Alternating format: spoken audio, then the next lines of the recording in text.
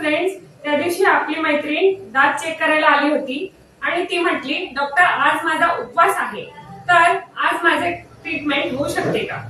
तर फ्रेंड्स, यावर मी उत्तर असे देईन की उपवास हा जर अगदीच तुमची मनापासून श्रद्धा असेल तरच करावा.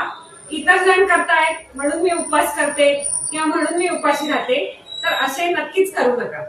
तर फ्रेंड्स, काही व्यक्तींना मधुमेह असतो किंवा काही व्यक्तींना नुकताच आजार झालेला असतो किंवा काही व्यक्ती अगदी कमजोर असतात, तर अशा लोकांनी नक्कीच उपवास करू नये.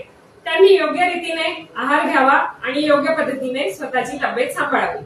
तर अजून एक महत्वाचे, जर तुमचे घरातले तुम्हाला सांगत असतील की काय तू उपवास पण पकडत नाही, तर फ्रेंड्स, अशा लोकांना बिलकुल भूलू नका. तुम्ही घरातील ज्येष्ठांना किंवा काही पूजा व्रत वैकल्य करणाऱ्यांना, गुरुजनांचा तुम्ही सल्ला घेऊ शकता.